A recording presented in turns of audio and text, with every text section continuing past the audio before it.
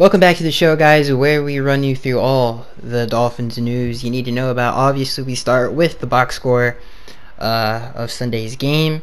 Obviously, the Dolphins fall to the Colts 24-7 is your final score. This is probably the toughest loss of the year, obviously because of the implications. This was a huge loss, obviously, like I just said. I mean, this was the race for the 6th seed. I still feel like it's anybody's game. But if it does come down to tiebreakers, if you think about it, I mean, I guess the Bengals are out of it. The Colts are the only killer one there, unless they somehow get the 5th seed or win their division, which even if they did, the Texans are probably making the wild card. But I still feel like, let's say the Colts stay where they are and they're still vying for that 6th seed, then, because the Chargers are flying right now. But, wait, Chargers lead their division, right? Let's see, Broncos, Raiders, Chargers, Chiefs. Obviously, oh, never mind. The Chiefs do. So I don't see them getting out of the 5th seed. So it's the 6th seed or bust. So if the Colts are obviously the best team out of any of them. Like the Ravens, if it wasn't for them playing the Raiders, they would have lost to anybody. Lamar Jackson, the last few games that he's had, dude, unless like he has not played very well. So I don't think they're a threat. So you take them out, then you obviously have the Colts. That's what kills us the most. And the Titans, we have a tiebreaker, even though they just lost to the Texans pretty bad. But again, I still think it's anybody's game. The Bengals are out of it. Andy Dalton's hurt for the year.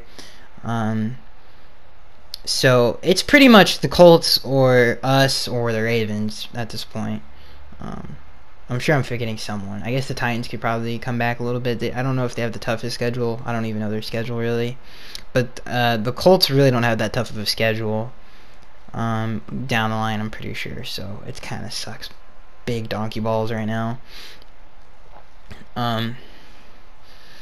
Yeah, because if we won this game, I really do believe if we won this game, we're pretty much unless we fall, if we mess up, and we could have lost to New England. But I still think we can obviously beat New England and Miami. But even let's say we mess up in New England and they beat us.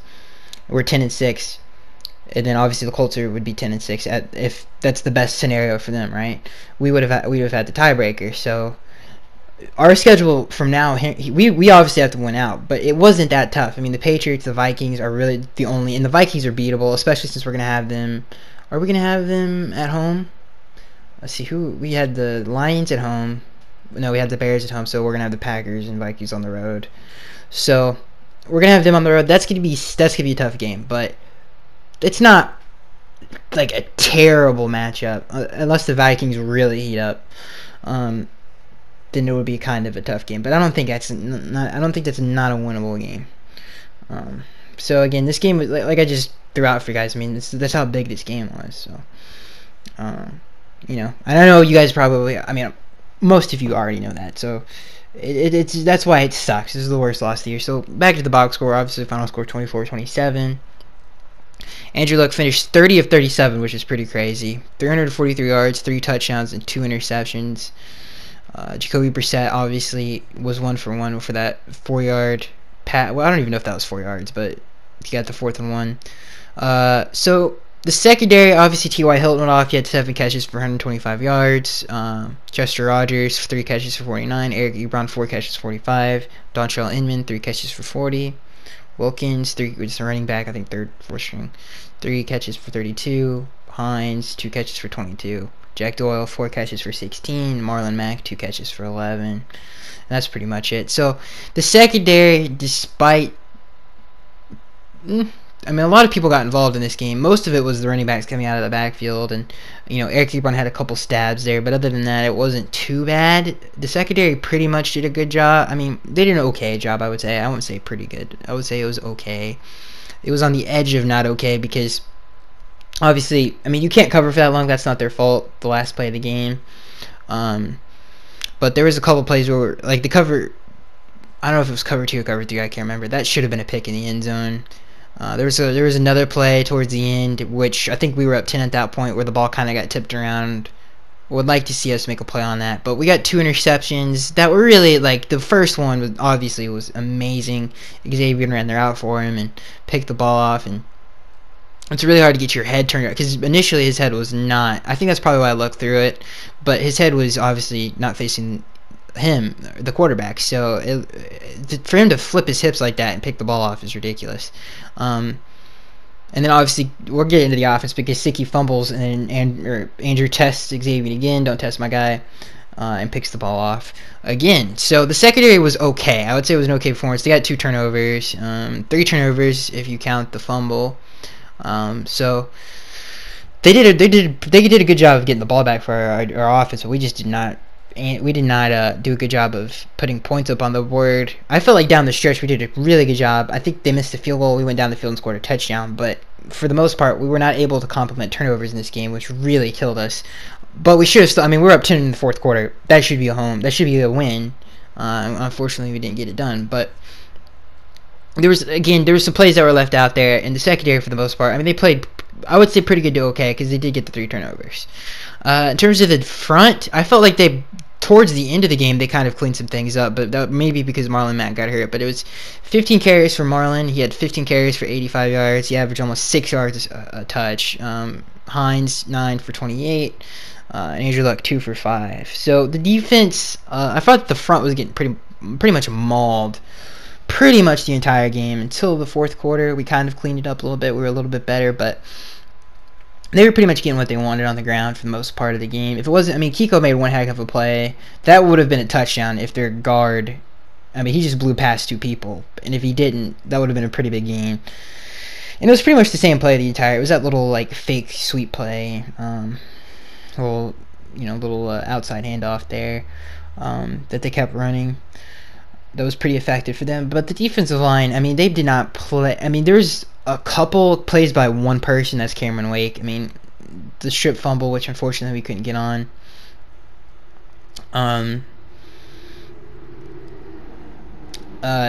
Obviously the D-line, in my opinion, gave up this game. I mean, Akeem Spence, I don't understand. I mean, that play was ridiculous. There was a couple things I didn't like there. Bobby McKean audibled the zone at the last second, which would have worked if Akeem Spence did his job. So I'm not too upset about him for that. And you can't cover for that long, even if it's man defense. But I like our chances in man there, because you do give Andrew Luck a chance unless you spy to pick up the first down with his legs, which I don't know. I'd have to look at the play again. He probably would have anyway in zone. But to change the call that late in the game, that late into the play before it snapped in that situation is a little shaky. I probably should have just stuck with the call. But yeah, it is what it is, dude. I would have to look at a different view of the film. I have not seen like coach's film or any kind of angle from it. I don't know if he was open earlier on or he just got open because of the scramble. I don't know. So somebody's going to have to tell me down in the comment section below. So that would obviously hurt or help Bobby McCain's decision. But Akeem Spence, you just got to sack the quarterback in that situation. You can't do that. That's just not okay. You got to finish the play. I don't care if he's I mean, dude, if he throws it, you're right in his face. Like, it just doesn't make any sense. Just drive him, or not drive him to the ground, but like get him down, dude. It sucks, man. You should have been dead to rights, but unfortunately, it is what it is. So yeah, that was my summary. I mean, the front did not play great against the run at all. It was not a good outing for the most part. They kind of got away from the running. If let's say the game was tied for most of that game, they probably would have gashed us a lot more. But when they did decide to run it, it was not great. There was a couple plays where we were able to stuff it. When they were under center, we did a good job. But if they were in shotgun, it was pretty much whatever they wanted when they ran the ball. Obviously, TJ McDonald, he gave up that one touchdown, but it is what it is. You would like better leverage on that play, but it was pretty good coverage. It wasn't terrible. He did get in front of him on that corner out, which isn't the greatest, especially if you don't have help. But that is what it is. There's not too many other complaints I have. The defense did a good enough job to win, and we just didn't get it done. And obviously they couldn't finish it out. But it was a really fluky play. I mean, we did really lose off of such a fluky play, dude. So let's get into the offense. Now, this is where we get into the meat and potatoes of the game, because this is where the game was lost. Right Ryan Tannehill, his first game back, I thought he played amazing. I mean, the botch snap, and he gained a good amount of yards to set up 3rd and short. Weren't able to do anything with it, I think, on that drive. I could be wrong. I'm pretty sure we weren't. I think we had to settle. But there is a couple plays. You know, I've seen a lot of people talking about how Tannehill, like, oh, it was under dude, bro, I don't even understand what you're talking about right now, because the fact that it even, first of all, it was not, in terms of, it didn't hit his hands first. He did not rip the ball away from the DB. The ball, he just out jumped the guy and he mossed him. Go back and look at that play and see whose hands it touched first. It touched Leonte's hands first. The throw, and it's amazing because as soon as Tannehill comes back, the big play is back into the fold here. We get a big play as soon as he comes back. He's running right, obviously throwing across the field, which is extremely difficult. Not only that, but it's a deep crossing route. To give your guy a chance in that situation, it's not supposed to be a perfect throw. You gave your guy a chance, he comes down with the ball, touchdown. That was a great play by Tannehill, in my opinion. I don't understand those people. Do you understand how much arm strength you have to do that? It's ridiculous. I thought Tannehill played very well. There's one play that I would like to go back and watch that. There's two plays that he messed up on. The first one was he forced it to Kenny Stills. I don't know why he did that. He never does this, but he forced it to Kenny Stills deep. I think he thought he saw something that wasn't there, and obviously that the ball ended up being incomplete. But if he just checked it down to Frank or Kenyon, we had a nice little late hot leak action going on down there. And we would have picked up at least 5 to 10 yards because they had a lot of space to run. So he really jacked, because that's 3 points right there that we could have had that we didn't, and Tannehill missed it. The last one that I don't know. I haven't seen it again. I've tried to stay away from this game. This is one of those games where you think about plays over and over again and wish things were different. So I haven't really went back and watched a lot of it, but the play where it was like 3rd down, maybe it was second. No, it was 2nd or 1st down. And this is the infamous Adam Gase didn't decide to run the ball in chew clock. He passed it twice and ran it on 3rd down, which is the dumbest thing in the world. But I don't know if he missed the throw to Kenny Stills. It looked like I would have to go back and watch it, guys. I don't know if there's underneath coverage. I don't know. But from a quick glance of it, it looked like he might be able to make. I've seen him make throws like that all the time, so I would have to go back and look at it. Potentially a mess up on his part. Not his fault that the play calling was garbage. He could have made up for it on 3rd down. We don't know. He didn't get the chance to. So yeah, but that play that is a very underrated play in this game. If Tannehill dumped it down right there, we would have had a field goal, and the game could have been different. But again, that's one of those things, dude. There's about 4 or 5 things I can think of in this game that I wish were different, and it's unfortunate. And again, Tannehill played a great game, man. He really did. It came down to those, it's just one of those things you nitpick because the game was so close and it was anybody's game. And in all reality, like I just said, it's a number of different things that could have changed the game. But I'm just critiquing his performance. So he did mess up there, and I don't know, that throw I'd have to go back and look at.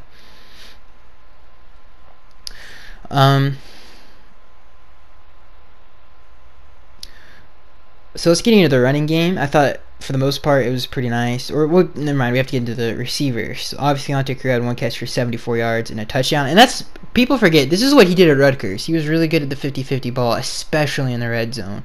So it was nice to see him do that. Kenny Drake, 5 catches for 64 yards. Obviously an absolute beast. Durham Smythe, 2 catches, 27. Really nice route on that seam. Danny Amendola, 1 catch for 13. Devontae Parker, 3 catches for 10. Where are you, my dude?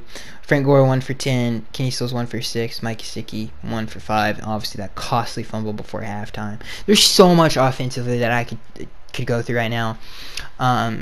Like the fumble. We just went through the Tannehill stuff. Let's get into the running game really quick, and then we'll get into the play calling. The final stats for your running game for your Miami Dolphins were Frank Gore, 14 carries for 67 yards. Kenny Drake, 8 catches for 32. Tannehill, 3 for 14. Frank averaged almost 5 yards a carry, which is pretty good. It's not bad. Obviously, Frank busted a pretty nice run that set up a field goal or touched. I think that was the Kenyon Drake run for the touchdown, which was really nice how we blocked that up. But this is where we really get into the meat and potatoes. Obviously, the Mike Gesicki thing was super costly. We just went through a ton of stuff that like I said, there were 4 or 5 things that could have really changed the difference. The check down for Tannehill, we could have picked the ball off towards the end there easily. Twice we really could have done it, and we missed it. 3 times really, if you count that ridiculous throw to Dontrell Inman in between like 3 or 4 people, or 3 people. I'm getting sidetracked here. The Gesicki thing, Tannehill could have dumped down for 3. I'm forgetting other things that the throw towards the end there, but this is where to me the game was lost. And this I love Adam Gase. I'm a huge fan of his. I think he's a great head coach. I think he's a great play caller. Despite what other people think, I think he does get this team ready and to play each and every single week at a pretty good level. Again, it was a fluky thing that we didn't win this game, but he lost us this game. And it's kind of hard to say he lost us this game, but because you don't know what would happen on those 3rd downs. But he did it twice. Not since Joe Philbin ran the ball against the Green Bay Packers have I been so upset at play calling in a Dolphins game. This was so stupid. It's unreal. First of all, this is what I don't understand. Okay, I get it. The 3rd down, to be honest with you, that when the game was tied and we're backed up on our own 10, I think it's ridiculously stupid what he did. Like, honestly, unforgivable. But at least you could have sat down with me and tried to explain it. This one, the first one, we were up when they just scored that field goal, and this was the drive to we could have pretty much put it away. This is where it's the most crazy, in my opinion. So, play action pass. I'm an aggressive person. I like it. I'm not mad at it. Good, do whatever you want to do, dude. It's not what I would have done. I would have definitely run the ball right there. For sure. For sure. Even if Frank, let's say he doesn't get a yard, he's not gonna. At the most loses 1, right? And in my opinion, if that happens 2 times, Tannehill, this is playoff time. Go prove to everybody you're a franchise quarterback and make a play. Unfortunately, Adam Gase decides to not waste the clock as much as he possibly can and pass the ball 2 times in a row. The first time, okay, that's fine. You want to be aggressive, that's cool. But now, guess what? You're in a situation, if you don't get anything, even a 2-yard pass on that play, you have to pick it up with your arm the next 2 plays. That's just my opinion. I think the dumbest run in football is 2nd down and 10. I think that's the stupidest thing on the planet. If you get 5 yards, alright, I'll shut up, I guess. But it's very difficult to do that, especially when the crowd is behind the defense.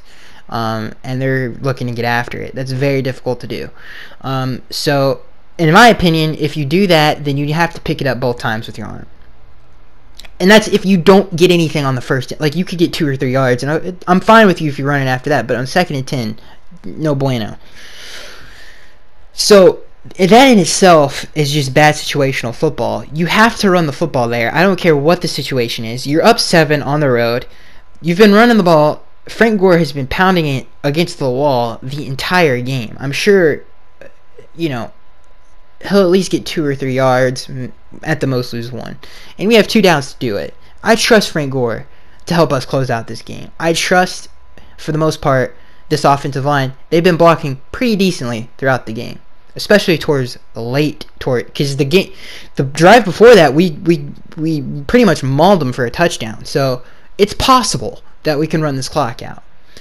Hey man, get creative. Run some zone read with Tannehill, misdirection runs. I don't know what it is. Run the football. I don't care how you do it. It doesn't have to be obvious. You don't have to load the box up with 3 tight ends. There's a variety of different ways you could have done it. But I just disagree. And the dumbest thing, I have to pause for a second because my brain might explode. This is what I don't understand. You're aggressive on first 2 downs, right? Because, like I said, if you don't get it on first down, you have to pick it up with your arm at that point. You run the ball on 3rd down. What is wrong with you? You were just aggressive enough to risk everything passing it on the first 2 downs. You risk time, which is an advantage to your defense. You risk a lot not doing that. But you're not willing to risk your quarterback getting, dude, you're up 7 points. I don't care if he throws a pick six. You have to roll the dice. You were willing to roll the dice on the first 2 downs. Why not do it on the last down? That is ridiculous, dude. I don't understand what went through his head there. I honest to God don't. It felt like we conceded the game. It really did. Because it's like we didn't even try to win it at that point. We just pretty much conceded it. And that's why it felt like that. Obviously, the players didn't concede, but the coaches didn't concede. But if you think about the game of football, and if you've watched a lot of football games, we didn't even give ourselves a chance to win. And that's super, super unfortunate. And that's on him. That's on him. He didn't give his players a chance to win. And that sucks.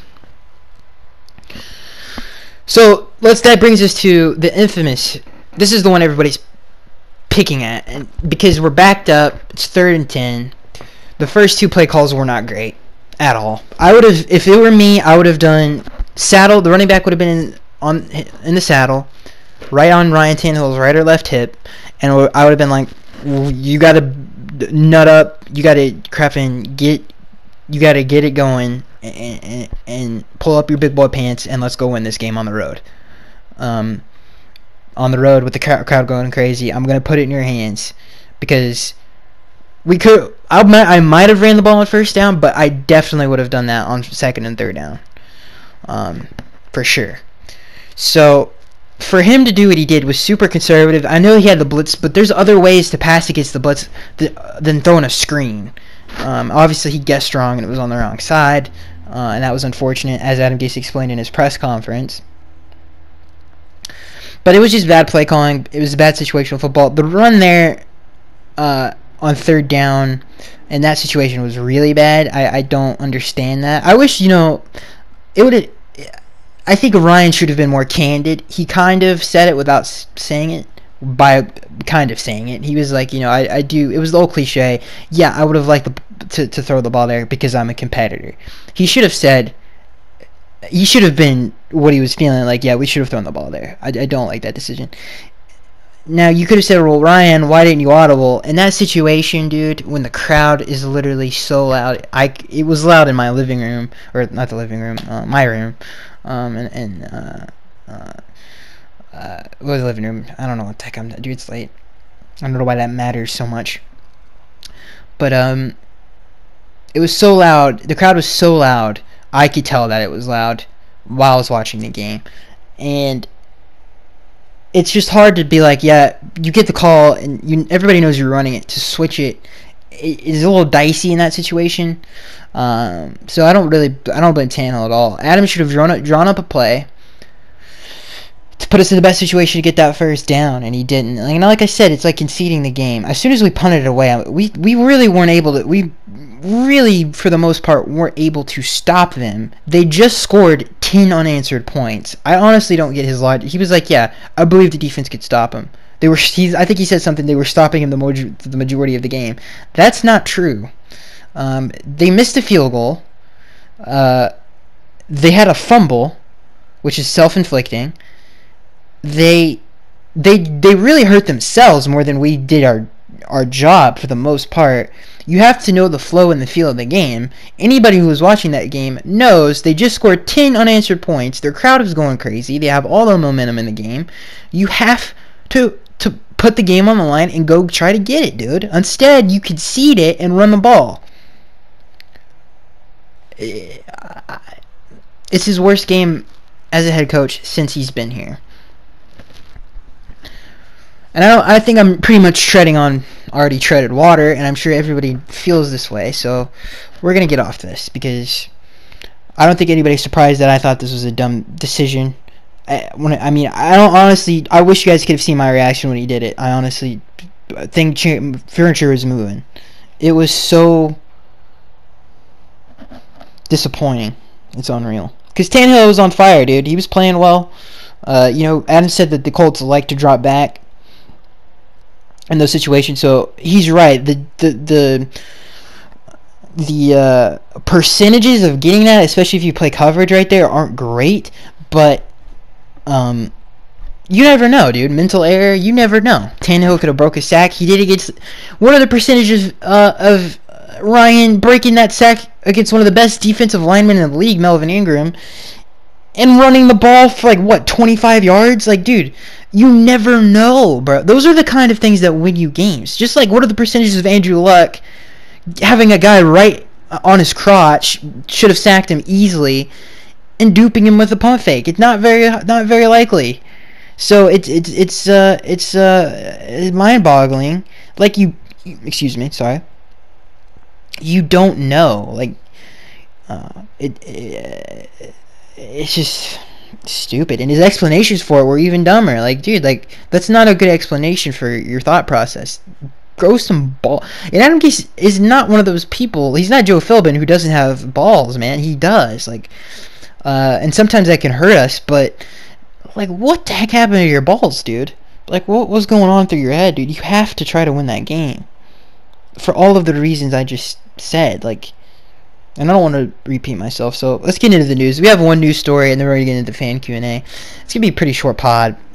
It's not going to be that long. So this first story comes from Dolphins Wire. What are some good? So they just Dolphins Wire lists some good defensive coordinator candidates. I thought we would run through them really quick. Terrell Austin, for the Cincinnati Bengals. If you're not familiar with him, let's go through some of his credentials. He led the team. He was on the 2006 Super Bowl. Seahawks and Cardinals Super Bowl teams obviously lost those games, and he was on the Super Bowl Ravens team, and he was their secondary coach. He coached the Lions defense they were 16th overall in his first season back in 2014. I don't like him. I don't think he's proven, like, he's been an assistant. His most successful things you can point to is an assistant coach. You could pretty much do the same thing for Matt Burke, and look how that's worked out. I don't think I would not hire him. Greg Williams is the next one. If you don't know who Greg Williams is, then I mean, you should. Greg Williams is the defensive coordinator who coached the Saints to the Super Bowl. He's the one infamous for Bounty Gate and telling his players to mess Brett Favre up, even though the entire league was doing it. Watching him coach Cleveland this year, he blitzes a lot, dude. He's very aggressive. He loves to zone blitz. He's super aggressive. I think he blitzes too much at times. I feel like he could take the gas off the pedal, especially when it comes to playing veteran quarterbacks. Like, anytime he plays like a Tom Brady or a Drew Brees or someone that knows what they're doing, he gets diced up pretty hard. So I don't know if that's the best fit. I like somebody who just coaches fundamentals and is like, listen, and coaches fundamentals, coaches situational football, not necessarily scheme, especially on the defense side of the football. I mean, if you look at Matt Patricia, it's the most simple defense of all time. He gets his players ready. It's super easy for them to understand. It's just a man-to-man defense. If he wants to, roll a safety over to someone and, like, hey, take this guy out of the game, that's as complicated as it pretty much gets. So obviously Bill Belichick is super famous for that. I like that kind of a coordinator. There's a lot of really successful people, like Ron Melinari, I can never say his name right. He's the same way. He coaches fundamentals, and everything comes after that. It's very simple. I like those kind of guys. I just don't think Greg Williams is that. And later, we're going to go through some people that I like. But I think there's a question that was asked, so we're going to go through that in the fan Q&A. The next one is Mike Pettin. He's doing a pretty good job up in Green Bay. He's very Todd Bowles-like. Like, he loves to man blitz all the time, very zero coverage blitzes, 0-1 cover 1 blitzes, and really get after it. He doesn't do it all the time, but I kind of like that. I like that aggressiveness. It really can steal you a couple of drives, especially if you play bad teams. You can really hurt them, and I think the Jets have proven that. Every bad team that they've played, they blew out. So it really forces you. If you have good personnel and if you have a good secondary, it really is successful. What he was able to do we'll get to Todd Bowles here in a second. Vance Joseph is the next one. Mike Pettin was the last one. I don't really like. Mike Pettin's okay, but he was terrible against Brady. If you look at his history when he was with New York, not very good. Vance Joseph, this next one, I love Vance. I think he's. I don't know. I don't really know what the situation up there in Denver is. I don't know if he's coaching or calling the plays, but if he is, they're not terrible. They've had some terrible defensive performances, and you would expect a little bit more from Vance. But he's a good defensive coordinator. The players love him.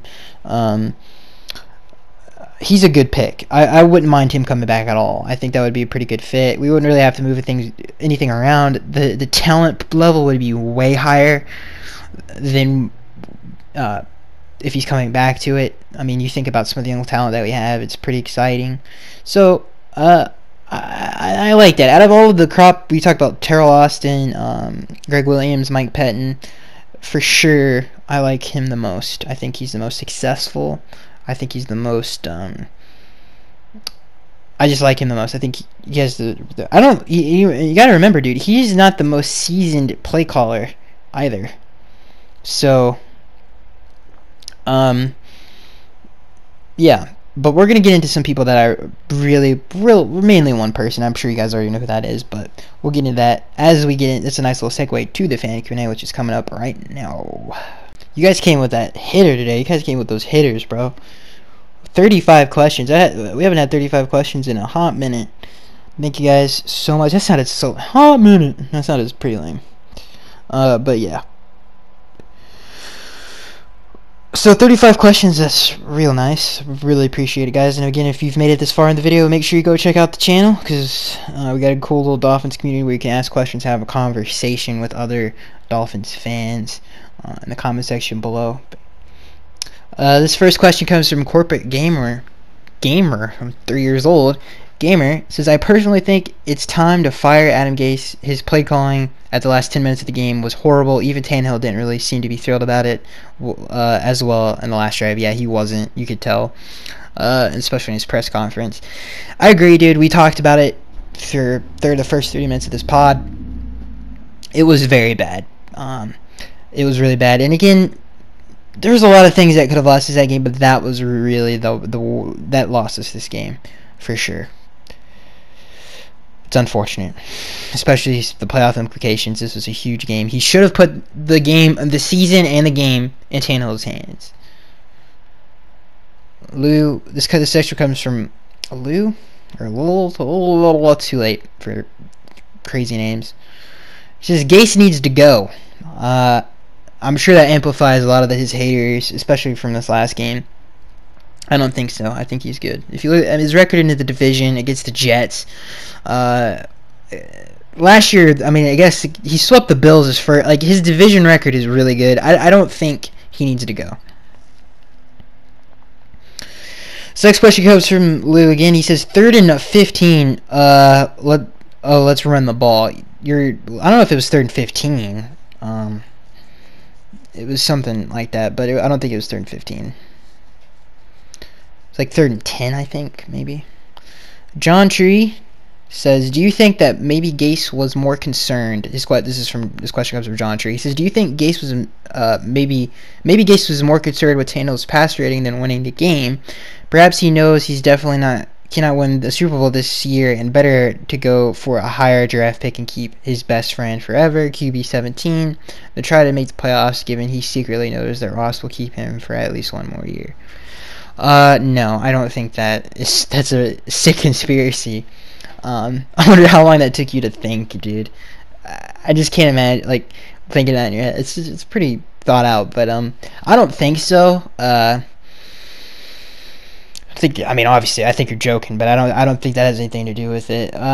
One thing I will say to comment on your comment or your question is Adam. What he said was, Adams the entire year has been, we're one game at a time, but this game hit him really bad. When they asked him after the second press conference he had post game, what he said was very telling. They asked him about the season and how bad Ryan said it and he said it, how bad this one hurts. It hurts really bad, and he talked about us not being able to control our destiny anymore, and how 2 games really, we should be 7-5 or 7-4, 7-5, 7-4. I think it's 7-4. It should be 7-4 right now, or 7-5. My head is scrambled, dude. I don't know what I'm talking about. But you get my thing. We should have 2 more wins than we do. And he's right. I mean, the Cincinnati game, should have won that game easily. This game, should have won this game pretty handily, too. But it is what it is. You have a 10-point lead in the 4th quarter, and you basically punt and 3rd down twice. That's not okay. This next question comes from Bad Bandit. He says, after this embarrassing performance, do you still have faith in Gase? Yes. Yes, I do. I think people make mistakes. It is what it is.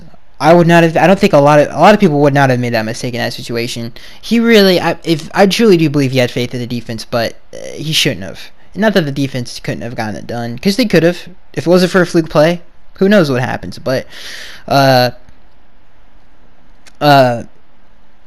flow of the game should have told him that he had to have tried to pick that up. This next question comes from Jay Seymour. He says, what's your thoughts? I don't know what the heck that is. I'm calling you Jay. He says, what is your thoughts on Andre Branch, Kiko Alonso, and Adam Gase? That's interesting 3. Andre Branch, not playing well at all. Kiko Alonso is having a pretty good year. Adam Gase, I think he's a really good coach. I really do believe that. I think he doesn't get enough credit. I think it's unfortunate that his quarterback got hurt for this many games.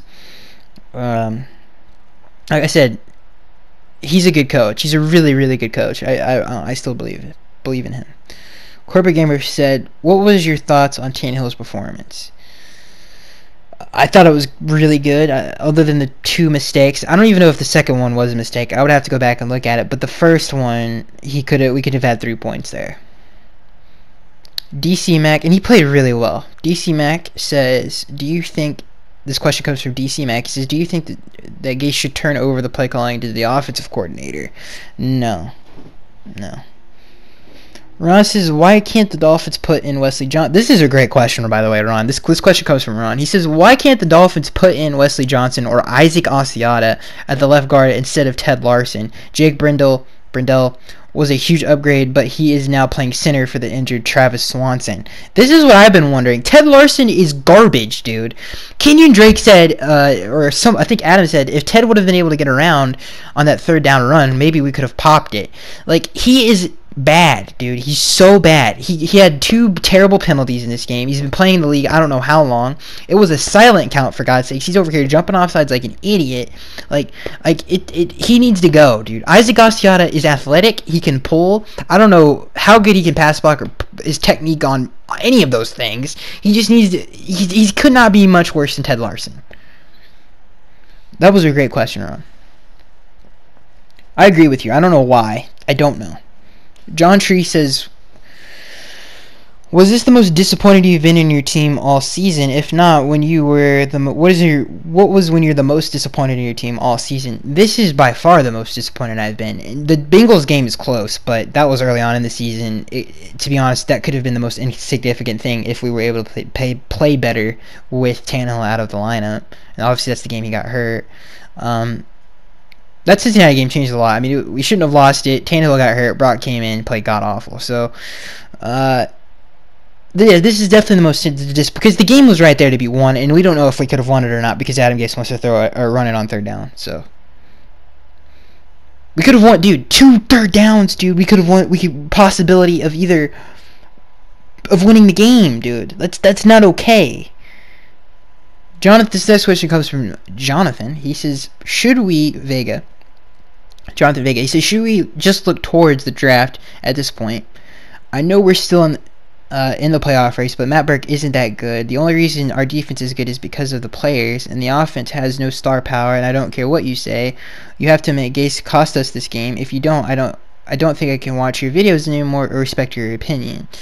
Of course I wouldn't say that, dude. I don't even know how I could come on here and tell you. I think you're going to be mad at me that I think Adam Gase is still a good coach, but that's just difference of opinion, dude. I think this was a bad game, but he's had some unfortunate... Albert Wilson, Jakeem Grant, Ryan Tannehill, Daniel Kilgore, Josh Sitton, Laramie at one point, Juwan at one point. It sucks, dude. It sucks. It sucks. And I wish I wish things could have been different, but I give him a pass on that, man. I mean, he was working with fire, sticks and paper, bro. Like he didn't have anything to work with. For us to go into one of the best teams in the AFC right now, who their quarterback is in the MVP conversation, and to play like that, I think is a good thing. That's a good thing how we performed, but he lost us the game. Don't get me wrong. Like he had a very, very bad game, but the reason why I think he's a good head coach is because I've seen him, like I said, in this situation, I've seen him do a lot with little. I think he is a very good head coach for those reasons. Mylan Jam, see, his name is Gooner4. I don't know what Gooner means. I don't know if that's a bad thing. I don't know. But yeah, that's his name. He asked this question. He says, Gase play calling down the stretch lost us this game.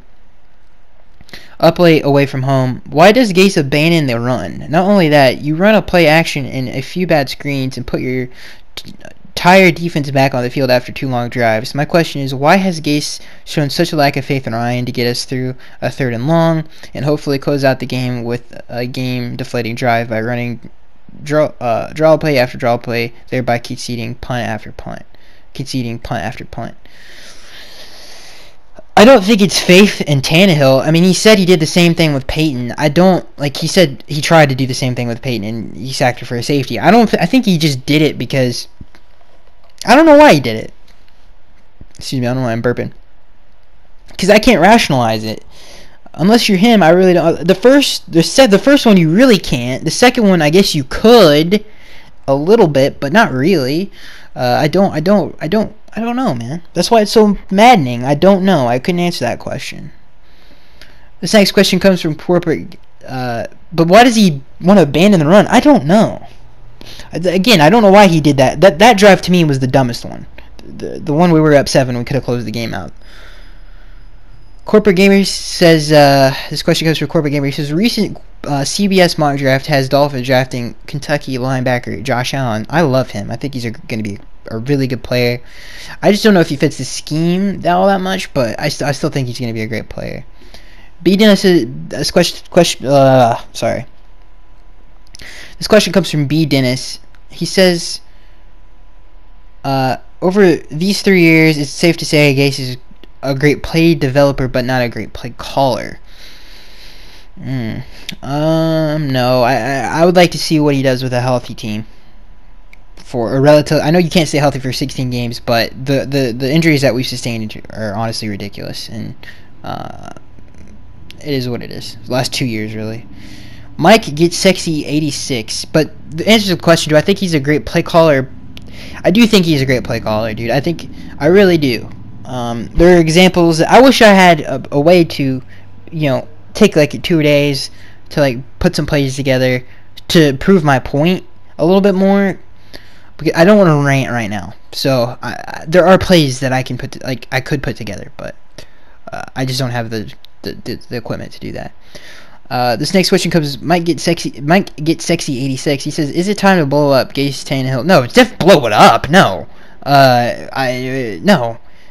We have a lot of talented player. Like if let's say even if Adam left or whatever happened, we got Lincoln Riley from Oklahoma. Like there's we don't have to start over. There's a lot of talent on this team. D-Max says, "What is your take on Matt Burke play calling in this game?" Not terrible. I think he called a pretty good, decent game. I mean, we should have. It's not his fault this front can't get any push up front and all of that. I mean, a lot of it sort of has to do with injuries. Vincent Taylor definitely could be used right now, but I didn't think he called a terrible game. I mean, Bobby's the one who audibled his zone, and I couldn't tell you if that was a bad decision or not. I would have to look at that play develop from a different angle. Gooner4 says, although I don't blame Tannehill for this loss, he missed some key third downs. 2, I think, in the red zone, one of which he could have got Carew decapitated, and for once we can't blame the line because they protected him for the most part quite well. Does Gase really believe in Tannehill's ability as a quarterback, or is he just using him as a college quarterback in the sense that he doesn't audible? Doesn't read coverages pre-snap. That's not true. Doesn't read coverages pre-snap. Doesn't make adjustments to the line nor the wideouts. He simply runs what Gase calls in pre-scripted plays. You simply cannot win consistently that way, as you see with Andrew Luck, who adjusted his line on the play of the game with a 30-yard pass that got them into field goal range. Is this more a Gase problem or a Ryan? No, dude. First of all, that's not true. He audibles all the time. Look at 2016, where he audibled almost all the time. Dude, Brock, when he was in, was audibling all the time. Ryan, I don't think audibled all that much in this game, nor did he have to, really. The only audible that he really should have done was on those third downs, but he audibles all the time. That's not the problem. There was recovery. It's not Ryan's fault. The third down, the play to that's. Watch that play again. It's not. I've seen it 2 or 3 times. It's not. It's not as bad as you would think. Like, I remember when people were like, he could have probably hit him earlier. Not really. I don't think that would have gotten the first down anyway. I mean, he had 2 people. The guy was all over him. I would have to look at the play again, but I don't think that specific play he missed. I think the plays that I brought up were more. Might have something there. This next question comes from Ron. He says, why did Adam Gase cover for Matt Burke in his press conference? I don't know what exactly you're talking about. You'd have to let me know down in the comment section below. Malik Powers. This question comes from Malik Powers. He says, Darren Rizzi should be the defensive coordinator for the Dolphins since our special teams is so darn good. I don't know if that necessarily would translate, but I don't know. You never know. He is a great teacher, though. He really is. Alright. I gotta re-scroll down because this thing sucks. Alright. Let's see, where were we? This thing is so bad when it does this. I think I have to scroll down again. No, I don't. Sorry, guys. God dang it. Alright, here we go. This question comes from Mark. He says, who would you like to see as our next defensive coordinator? What scheme would you like to see us implement? I would like to stay in a 4-3 wide 9 and have a press man secondary. Wide 9, definitely not. I would rather do the Bill Belichick thing and just cover all the gaps. Like, I don't like the wide 9. It's too you can exploit it too much schematically. I would just try, let's line up and play some football. So I don't think I would keep the wide 9, but the defensive coordinator that I would love to have is Todd Bowles. I think he's a great defensive coordinator. I think he's a great defensive mind. I mean, he's highly praised by a lot of great people. Not only that, but I love his scheme. I think with our personnel and his cover one mentality, I think, and his aggressive mentality, I think that fits. So he's coached in Miami before. He was successful the last time he did it. Hopefully he can do it one more time because I think he's a great defensive coordinator. This next question comes from Ron. He says, why does Burke have an aversion for dime? His assistant Odin is a brilliant mind for DBs and an expert in dime. Ooh, that's a great question. I don't know. I'd have to go back and look at all the plays and see how many times he did run dime, but I can't really speak on that. I'd have to go look at it a little bit more, but if you're right, I don't know why he does. I don't know.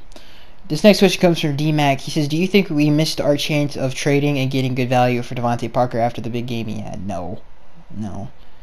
This next question comes from Lou. He says, we gave them the game. You're right, Lou.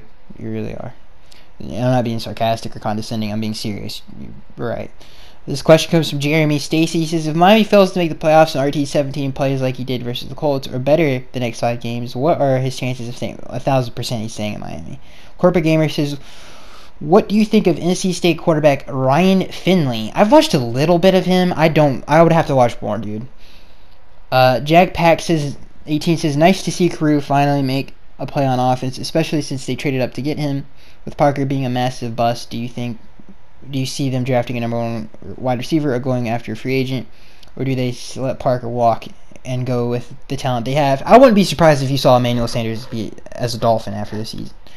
So I don't know if his contract is up. I'm not sure, but trades, something there I think could happen.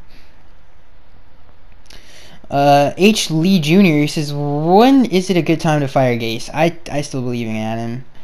And listen, dude, I wouldn't be saying that if I didn't actually believe it, because everybody's again. It's not the popular opinion right now. Bad Bandit, is the season lost? No. We have to run the table, though. Unless everybody just falls apart and loses 2 games, we have to run the table. Ron, and even then, we have to run the table. Ron says, why can't Burke let Howard cover T.Y. Hilton exclusively? Why did we have linebackers covering McMillan? Is horrible coverage and sucks in the run. Sigh, I am rambling. Ron, I think he did for the like there was times where he followed him in the slot. I think the one time that he didn't that hurt us big time was, and I think there was maybe another one, but was the one where Minka just kind of messed up. Minka messed up. Well, he didn't mess up the second time, the back shoulder fade, but the first time he kind of stumbled, and obviously got a lot of run after the catch after that. McMillan, yeah, you just got to time it better in coverage, really. This next question comes from all K-Boy 13. He says, which way should the Dolphins go? Stay with Tannehill and Gase. Stay with Gase, new quarterback. Stay with Tannehill, new head coach. Both gone. Dude, this is a tough... If I have to answer this question in this scenario, because I'm going to respect it, I would say... I don't know, man. This is a tough question, dude. I don't even know if I want to answer this question. Because I believe in Tannehill and I believe in Adam, but... It hurts me to say it because I love Ryan so much, but I would stay with Gase and new quarterback. But if I had a gun in my head, but I would love to keep them all. Douglas says, I thought Tannehill played well today and showed a lot of heart. I like to see him redo his contract and take a pay cut and stay as our quarterback at least for the next 2 years. What are your thoughts? I agree with that. I don't think there are any good quarterbacks in this upcoming draft unless you find a gem. And Tua is just around the corner. So if you want to just mortgage our entire future to get Tua, I think we're all in. The man, he wears number 13. It seems like it's the pie in the sky if Tannehill doesn't work out. John Tree says, do you prefer blondes or brunettes? That is the weirdest... that's not a weird question. It's a weird question to ask in this forum, I guess. But if you're asking me, I guess I got to answer it. I prefer brunettes. So, yeah. So, that is going to be it, guys. I am Skags1383.